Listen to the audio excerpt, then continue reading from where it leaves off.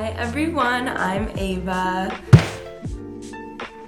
Welcome to my channel, or welcome back to my channel.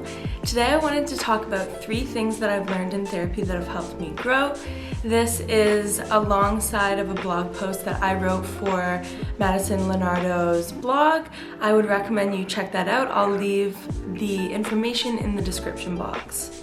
So for some background, my journey with diagnosed mental illness started when I was 12. First came anxiety, then depression, and most recently bipolar disorder. Though these 9 years have been difficult, I've been very fortunate to have been able to receive therapy. I know this is not the case for many. Many struggle with mental illness alone without help. That is why I wanted to talk about 3 things that I've learned in therapy that have helped me cope and expand my thinking. Just a reminder, I'm a 21-year-old, I'm not a professional, I'm just a girl who's been through some hard times, and I wanted to share some tips for how I've coped and things that have helped me grow. These skills have taken me a long time to work into my coping toolbox, and even still, I'm not a master of them. So be kind and give yourself grace. Number 1, dialectics. Dialectics falls under the umbrella of DBT. Dialectics is the shifting of the mind to see that 2 things can in fact be true at one time. I used to be confused when I would feel 2 different emotions because I didn't know if that was really normal. When I learned about dialectics in group therapy, I realized that 2 things could be true at the same time. For example, I can be sad and be excited at the same time. I can be lonely and be content.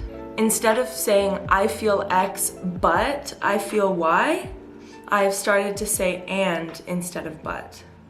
Number 2, feelings are not facts. When I'm experiencing a depression cycle, I sometimes feel that my negative emotions will last forever. I feel like I'm not strong enough to rise up and beat off the zombies. Then I learned that just because I feel a certain way, this doesn't mean that that is actually factual. We must not attach factuality to our thoughts because we can end up believing some pretty nasty things about ourselves. When you are in your most grounded mind or your wise mind, remind yourself that your feelings are not facts repeatedly. This will make it easier when we are in times of distress because we are able to repeat this to ourselves because we have been practicing while we were well.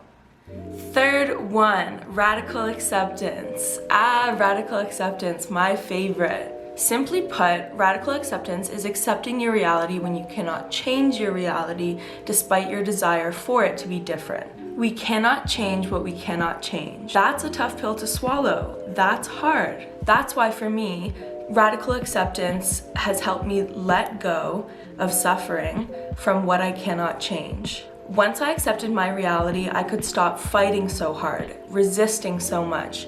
Resisting my reality, I didn't want it, I couldn't accept the way that things were, and that was causing me suffering. So once I radically accepted my reality, it reduced my suffering. So whatever we are experiencing suffering from that we cannot change, like our bodies or our weight, yes, I said it, our bodies cannot be changed long term, our face shape, our current situation in life, etc., we must work to accept it wholeheartedly. I want to reiterate that these skills, like radical acceptance for example, are so much easier said than done. Like so much easier said than done. For me, effective coping comes in waves.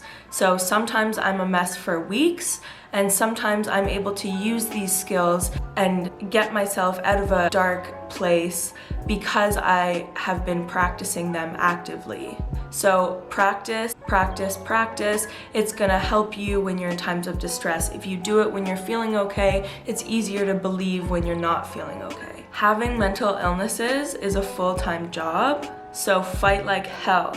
While fighting like hell though, have some patience for yourself. Be gentle, be kind.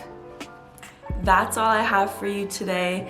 Thank you so much for watching. I hope this was helpful for you. Hope you enjoyed it. I hope you come back. I hope you subscribe, and I hope you like this video if you enjoyed it. Again, thank you so much for watching, and I'll see you in my next video.